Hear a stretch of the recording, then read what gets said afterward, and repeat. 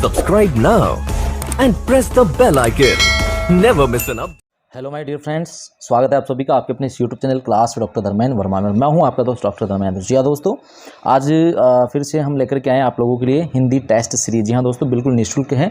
और जैसा कि आपको मैं पहले भी बता चुका हूं कि अगर आप school lecturer, second grade, college lecture, net, JRF और भी किसी एग्ज़ाम की तैयारी कर रहे हैं हिंदी सब्जेक्ट से, तो एक बिल्कुल फ्री टेस्ट सीरीज़ हमने यूट्यूब पर स्टार्ट कर रखी है।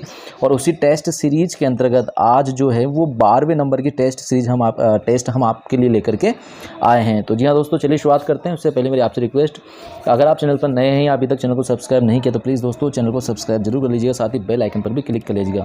और जी हाँ दोस्तों, इसी के साथ कहना चाहूँगा कि अगर आप हमारे टेलीग्राम ग्रुप में ऐड होना चाहते हैं तो दोस्तों नीचे डिस्क्रिप्शन बॉक्स में लिंक दिया हुआ है, उस पर क्लिक करके आप टेलीग्राम ग्रुप में ऐड हो सकते हैं और भी जानकारी आप टाइम पर ले सकते हैं। तो चलिए शुरुआत करते हैं। देखिए, पहला प्रश्न है, आचार्य रामचंद्र शुक्ल ने राम काव्य परंपरा का प्रथम कवि किसे स्वीकार किया है? नाभादास, रामानंद, राघवानंद, तुलसीदास। जी हाँ दोस्तों, देखने में बहुत सरल आसान सा ही क्वेश्चन आपको लग रहा है, लेकिन दोस्तों बहुत ही इंपॉर्टेंट क्वेश्चन है। जैसा कि पहले बता चुके हैं आपको कि इंपॉर्टेंट, अति महत्वपूर्ण प्रश्न जो है, जो कई परीक्षाओं में आ चुके हैं और आने की संभावनाएं हैं, वही प्रश्न हम इस टेस्ट सीरीज, निःशुल्क टेस्ट सीरीज में रख रहे हैं आप सभी के लिए। तो जी हाँ दोस्तों, आचार्य रामचंद्र शुक्ल ने राम काव्य परंपरा का प्रथम कवि अगर किसे माना है तो इसका सही जवाब होगा दोस्तों विकल्प 2, रामानंद। जी हाँ दोस्तों, रामचंद्र शुक्ल राम काव्य परंपरा का प्रथम कवि रामानंद जी को स्वीकार करते हैं, मानते हैं। चलिए बढ़ते हैं आगे। अगला प्रश्न है, विद्यापति की कीर्तिलता किस भाषा की रचना है? अवहट, प्राकृत, पाली, संस्कृत। जी हाँ दोस्तों, विद्यापति की जो रचना है कीर्तिलता, वो किस भाषा की रचना है? तो इसका सही जवाब होगा दोस्तों विकल्प 1 यानी कि अवहट। जी हाँ, विद्यापति की जो कीर्तिलता है इसकी भाषा है अवहट। अवहट में इन्होंने कीर्तिलता लिखी है। अगला प्रश्न है, इनमें से कौन सी बोली पूर्वी हिंदी की है? जी हाँ दोस्तों, कौन सी बोली पूर्वी हिंदी की है? मगही, मेवाती, बघेली, भोजपुरी। जी हाँ दोस्तों, इसका सही जवाब होगा विकल्प 3। जी हाँ दोस्तों, बघेली। जो पूर्वी हिंदी है उसकी एक बोली है बघेली। जी हाँ दोस्तों, अवधी, बघेली, छत्तीसगढ़ी, ये 3 बोलियाँ पूर्वी हिंदी के अंतर्गत आती है। बाकी मगही, मेवाती, भोजपुरी पूर्वी हिंदी की बोलियाँ नहीं हैं। तो दोस्तों इसका सही विकल्प होगा विकल्प 3, बघेली। अगला प्रश्न, इनमें से वियोगात्मक भाषा कौन सी है? संस्कृत, पाली, प्राकृत, अपभ्रंश। जी हाँ दोस्तों, देखिए प्रश्न सरल कठिन दोनों ही तरह के इस टेस्ट सीरीज में आपको देखने को मिलेंगे, लेकिन दोस्तों सरल प्रश्न को ही हम अधिकांशतः गलत करके आते हैं जल्दबाजी में, क्योंकि हम उनको ढंग से पढ़ते नहीं, अच्छे से याद नहीं करते। इसलिए हमने सरल और कठिन दोनों ही तरह के प्रश्न इस टेस्ट में आप लोगों के लिए रखा है, ताकि आपका रिवीजन हो जाए। आपके सामने से जब प्रश्न निकलेगा तो आपको उसका उत्तर निश्चित रूप से याद रहेगा। तो दोस्तों देखिए, इनमें से कौन सी भाषा वियोगात्मक है? तो इसका सही जवाब है विकल्प 4। जी हाँ दोस्तों, अपभ्रंश भाषा जो है वो वियोगात्मक भाषा है। इसका सही जवाब है विकल्प 4, अपभ्रंश। बढ़ते हैं अगले प्रश्न की ओर। रीतिकाल के कवियों के परिचय लिखने में मैंने उक्त ग्रंथ से ही विवरण लिए हैं। रामचंद्र शुक्ल का यह कथन किसके लिए प्रयुक्त हुआ है? Shiv Singh Saroj, the modern vernacular literature of Hindustan, Mishra Bandhu Vinod, Hindi साहित्य का आलोचनात्मक इतिहास। यहाँ दोस्तों रामचंद्र शुक्ल ने ये जो बात कही है, तो ये जो कथन कहा है कि रीतिकाल के कवियों के परिचय लिखने में मैंने उक्त ग्रंथ से ही विवरण लिए हैं, तो ये कौन से ग्रंथ के लिए कहा है? तो दोस्तों इसका सही जवाब होगा विकल्प 3, मिश्र बंधु विनोद। जी हाँ दोस्तों, मिश्र बंधुओं द्वारा लिखित जो मिश्र बंधु विनोद हैं, इसके लिए ही रामचंद्र शुक्ल ने कहा है कि रीतिकाल के कवियों के परिचय लिखने में मैंने उक्त ग्रंथ से ही विवरण लिए हैं। तो सही विकल्प होगा विकल्प 3, मिश्र बंधु विनोद। अगला प्रश्न है, हिंदी साहित्य का व्रत इतिहास जो 18 खंडों में है, इसके छठे भाग का नाम क्या है? रीतिकाल। रीतिकाल का संपादन किसने किया? Doctor Bachchan Singh, doctor Nagendra, doctor Ramswaroop Chaturvedi, doctor Tikam Singh Tomar. जी हाँ दोस्तों, अब यहाँ पर देखिए 2-3 प्रश्न आपके क्लियर हो रहे हैं। हिंदी साहित्य का वृहत इतिहास कितने खंडों में लिखा गया? ये प्रश्न कई बार पूछा जा चुका है, फिर से आने की संभावना है। तो दोस्तों इसका सही जवाब ये होगा 18 खंडों में, यानी कि हिंदी साहित्य का वृहत इतिहास 18 खंडों में लिखा गया है। और इसके छठे भाग का नाम है रीतिकाल। इसका संपादन किसने किया है? तो दोस्तों इसका सही जवाब होगा विकल्प 2, डॉक्टर नगेंद्र। जी हाँ दोस्तों, डॉक्टर नगेंद्र ने ही हिंदी साहित्य के वृहत इतिहास के छठे भाग रीतिकाल का संपादन किया है। चलिए बढ़ते हैं आगे। अगला प्रश्न है, हिंदी साहित्य के प्रारंभिक काल को आदिकाल नाम किसने दिया? देखिए आदिकाल नाम सर्वप्रथम किसने दिया हिंदी साहित्य के प्रारंभिक काल को? तो मिश्रबंधु, रामकुमार वर्मा, हजारी प्रसाद द्विवेदी और राहुल सांकृत्य हैं। तो दोस्तों यहाँ पर मैं बताना चाहूँगा कि हिंदी साहित्य के प्रारंभिक काल को सर्वप्रथम आदिकाल नाम दिया हजारी प्रसाद द्विवेदी जी ने। जी हाँ दोस्तों, इसका सही जवाब होगा विकल्प 3 हजारी प्रसाद द्विवेदी।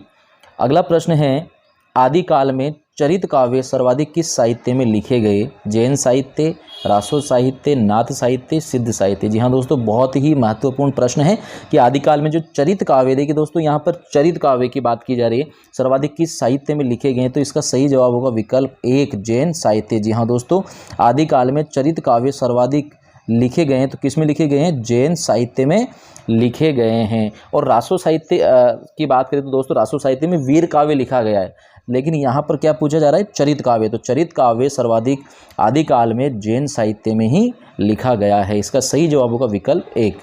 बढ़ते हैं आगे। अगला प्रश्न है, आचार्य रामचंद्र शुक्ल ने हिंदी साहित्य का इतिहास लिखने में किस पद्धति का अनुसरण किया है? वर्णानुक्रम पद्धति, कालानुक्रम पद्धति, विधेयवादी पद्धति, वैज्ञानिक पद्धति। जी हाँ दोस्तों, आचार्य रामचंद्र शुक्ल ने 1929 में जो साहित्य अपना ग्रंथ लिखा हिंदी साहित्य का इतिहास, उसे लिखने में किस पद्धति का अनुसरण किया? तो इसका सही जवाब होगा विकल्प 3 विधेयवादी। जी हाँ दोस्तों, विधेयवादी पद्धति से उन्होंने हिंदी साहित्य का इतिहास जो अपना साहित्य ग्रंथ है वो लिखा। इसका सही जवाब होगा विकल्प 3। चलिए बढ़ते हैं आगे। अगला प्रश्न है, दिव्य प्रबंधम किसके पदों का संकलन है? रामानंद, रामानुजाचार्य, आलवार भक्त, नयनमार भक्त। जी हाँ दोस्तों, देखिए दिव्य प्रबंधम जो है ये किसके पदों का संकलन इस ग्रंथ में किया गया है? तो इसका सही जवाब होगा साथियों विकल्प 3। जी हाँ दोस्तों, जो आलवार भक्त है उनसे संबंधित ये ग्रंथ है और आलवार भक्तों के जो पद है उनका संकलन दिव्य प्रबंधम नामक ग्रंथ में किया गया है। आलवार जो है वो विष्णु के भक्त होते हैं। तो दोस्तों आलवार भक्त ये इसका सही जवाब है विकल्प 3। चलिए बढ़ते हैं आगे। कबीर की उलटबासियों में कौन सा रस प्रमुख है? जी हाँ दोस्तों, देखिए कबीर दास जी की जो उलटबासियाँ है उनमें कौन सा रस प्रमुख है? वियोग श्रृंगार, अद्भुत रस, शांत रस, रौद्र रस। तो दोस्तों इसका सही जवाब होगा विकल्प 2। जी हाँ दोस्तों, विकल्प 2 इसका सही जवाब है, क्योंकि कबीर की जो उलटबासियाँ है उसमें अगर प्रमुख रस देखा जाए तो उसमें अद्भुत रस हमें देखने को मिलता है। चलिए बढ़ते हैं आगे। अगला प्रश्न है, इनमें से कौन सी विशेषता सूफी कवियों की नहीं है? देखिए कौन सी विशेषता सूफी कवियों की नहीं है, प्रश्न को ध्यान से पढ़ना है आपको।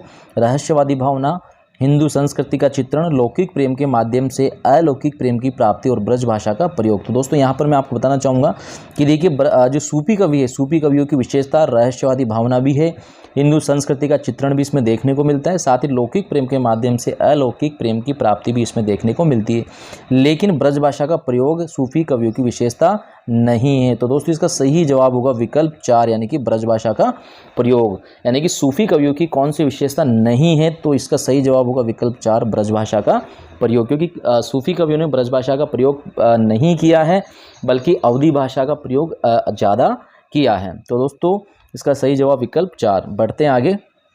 अगला प्रश्न है, जायसी की पद्मावत में कितनी अर्धालियों के बाद दोहा है?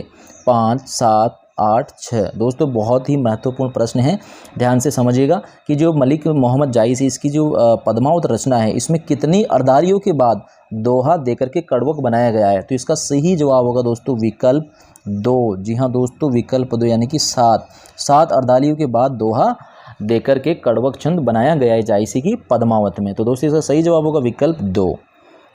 अगला प्रश्न है, हिंदी में कृष्ण को काव्य का विषय बनाने का श्रेय सर्वप्रथम किस कवि को है? सूरदास, नंददास, विद्यापति, वल्लभाचार्य। जी हाँ दोस्तों, हिंदी में कृष्ण काव्य की यदि बात की जाए, हिंदी में देखिए हिंदी में कृष्ण काव्य का जो विषय बनाया, कृष्ण को काव्य का विषय बनाया, तो इसका श्रेय सर्वप्रथम किस कवि को जाता है? तो दोस्तों इसका सही जवाब यहाँ पर होगा विकल्प 3 विद्यापति। जी हाँ दोस्तों, हिंदी में अगर कृष्ण को काव्य का विषय बनाने का श्रेय सर्वप्रथम किसी को जाता है तो वो है विद्यापति, जो आदिकाल के कवि हैं, इनको ही सर्वप्रथम कृष्ण को काव्य का विषय बनाने का श्रेय जाता है। चलिए बढ़ते हैं आगे। अगला प्रश्न है 84 वैष्णवन की वार्ता के रचयिता कौन थे? गोकुलनाथ, नाभादास, वल्लभाचार्य, सूरदास। साथियों बहुत ही महत्वपूर्ण प्रश्न है, इसको ध्यान से समझिएगा। दरअसल ऐसे प्रश्नों में ही हम गलतियां करते हैं। तो देखिए प्रश्न क्या पूछा जा रहा है कि 84 वैष्णवन की वार्ता के रचयिता कौन है? तो दोस्तों इसका सही जवाब होगा विकल्प 1 गोकुलनाथ, यानी कि 84 वैष्णवन की वार्ता के रचयिता कौन थे? गोकुलनाथ।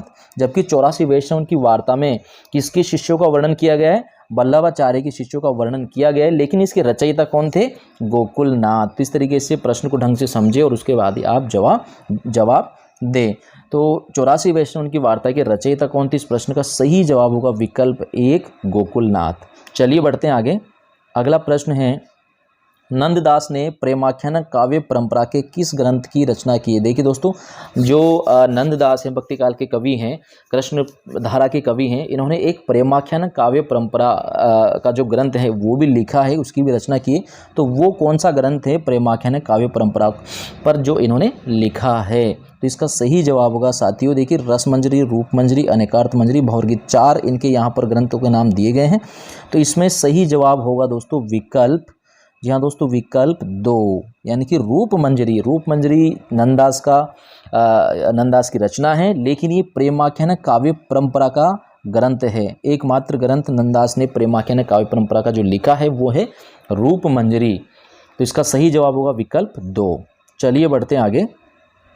अगला प्रश्न है कृष्ण गीतावली के रचयिता कवि कौन हैं? तुलसीदास, सूरदास, नंददास, रसखान। जी हाँ दोस्तों, कृष्ण गीतावली के रचयिता कौन है? तो इसका सही जवाब होगा विकल्प 1 तुलसीदास। जी हाँ दोस्तों, कृष्ण गीतावली के रचयिता कौन है?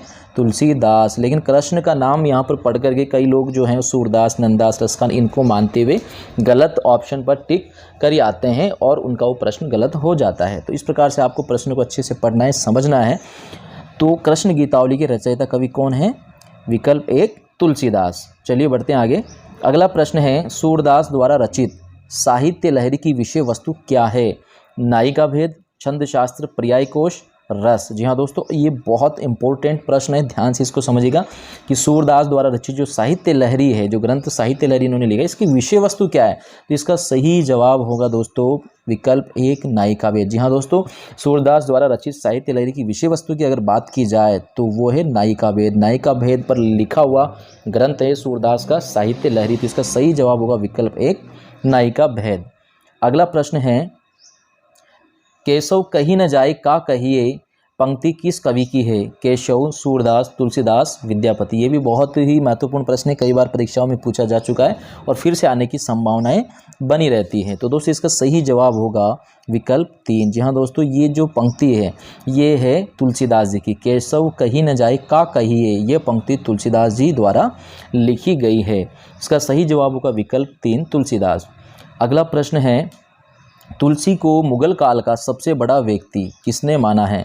George Grierson, Hazari Prasad Dwivedi, Smith, Ishwari Prasad. तो दोस्तों इसका सही जवाब होगा विकल्प 3 स्मिथ। जी हाँ, तुलसीदास को मुगल काल का सबसे बड़ा व्यक्ति किसने माना है? स्मिथ ने माना है। तो इसका सही जवाब होगा विकल्प 3। चलिए बढ़ते हैं आगे। अगला प्रश्न है रीतिकाल के किस कवि ने श्रृंगार, वीर और भक्ति रस की रचनाएं लिखी है? देखिए रीतिकाल के कौन से कवि हैं जिन्होंने श्रृंगार पर भी लिखा, वीर पर भी लिखा और भक्ति रस पर भी लिखा, यानी कि तीनों रस पर इन्होंने रचनाएं लिखी है। घनानंद, भूषण, पद्माकर, सेनापति। जी हाँ दोस्तों, बहुत ही अच्छा प्रश्न है। इसका सही जवाब होगा दोस्तों विकल्प 3 पद्माकर। जी हाँ, रीतिकाल के जो कवि हैं पद्माकर, इन्होंने श्रृंगार, वीर और भक्ति रस तीनों पर इन्होंने रचनाएं लिखी है। तो इसका सही जवाब होगा विकल्प 3 पद्माकर। अगला प्रश्न है तुलसी गंग दुओ सुकविन के सरदार, यह पंक्ति किसकी है? केशवदास, चिंतामणि, भिखारीदास, रहीम। जी हाँ दोस्तों, ये भी प्रश्न बहुत इंपॉर्टेंट है। तो दोस्तों तुलसी गंग दुओ सुकविन के सरदार, ये पंक्ति किसकी है? तो इसका सही जवाब होगा विकल्प 3 भिखारी दास। ये पंक्ति किसकी है? भिखारी दास द्वारा रचित ये पंक्ति है तुलसी गंग दुओ सुकविन के सरदार। तो इसका सही जवाब होगा विकल्प 3 भिखारी दास। अगला प्रश्न है भारतेंदु हरिश्चंद्र के काव्य गुरु कौन थे? गोपाल चंद्र, गिरधर दास, पंडित लोकनाथ, राजा शिव प्रसाद, सितारे हिंद। साथियों बहुत ही अच्छा प्रश्न है। भारतेंदु हरिश्चंद्र के काव्य गुरु कौन थे? तो दोस्तों यहाँ पर मैं आपको बताना चाहूँगा कि इस सवाल का सही जवाब है वो है विकल्प 3 पंडित लोकनाथ। जी हाँ दोस्तों, भारतेंदु हरिश्चंद्र के काव्य गुरु अगर पूछे जाए, काव्य गुरु की बात यहाँ पर की जा रही, तो वो हैं पंडित लोकनाथ। इसका सही जवाब है विकल्प 3। चलिए बढ़ते हैं आगे। अगला प्रश्न है, भारत बारहमासा के रचयिता इनमें से कौन है? भारतेंदु हरिश्चंद्र, राधाकृष्ण दास, अंबिका दत्त व्यास, प्रताप नारायण मिश्र। साथियों, भारत बारहमासा बहुत ही प्रसिद्ध रचना है और मैं आपको बताऊं कि ये प्रश्न भी कई बार पूछा जा चुका है और फिर से इस प्रश्न को पूछे जाने की उम्मीद रहती है, अपेक्षा रहती है। तो दोस्तों चांस है, प्रश्न अच्छा है, कई बार पूछा जा चुका है, तो इसको तो आप अच्छे से याद कर लें। बहुत ही कॉमन सा, सरल सा प्रश्न है। तो भारत बारहमासा की यदि बात करें इसकी रचयिता की, तो इसका सही जवाब है विकल्प 2 राधाकृष्ण दास। जी हाँ दोस्तों, भारत बारहमासा जो रचना है इसके रचयिता हैं राधाकृष्ण दास, जो भारतेंदु हरिश्चंद्र के फुफेरे भाई थे। चलिए बढ़ते हैं आगे अंतिम प्रश्न की ओर। देखिए अंतिम प्रश्न है, निम्नलिखित छायावादी कवियों का काल क्रमानुसार सही क्रम कौन सा है? जी हाँ दोस्तों, काल क्रमानुसार, जन्म काल के अनुसार इनका जो सही क्रम है उसके हिसाब से हमें जमाना है। तो दोस्तों इसका सही जवाब होगा जयशंकर प्रसाद, निराला, पंत और महादेवी वर्मा। जी हाँ दोस्तों, विकल्प 4 इसका सही जवाब होगा। और यहाँ पर मैं आपको बताना चाहूँगा, देखिए जयशंकर प्रसाद का जन्म है वो 1890 में हुआ। सूर्यकांत त्रिपाठी का जन्म 1897 में हुआ। जी हाँ दोस्तों, 1897 में। और सुमित्रा नंदन पंत की बात की जाए तो 1900 ईस्वी में इनका जन्म हुआ और महादेवी वर्मा 1907 में। जी हाँ दोस्तों, तो जन्म क्रम या काल क्रमानुसार देखा जाए तो इनका जो सही क्रम है वो है जयशंकर प्रसाद 1890, सूर्यकांत त्रिपाठी निराला 1897, सुमित्रा नंदन पंत 1900 ईस्वी और महादेवी वर्मा 1907 ईस्वी।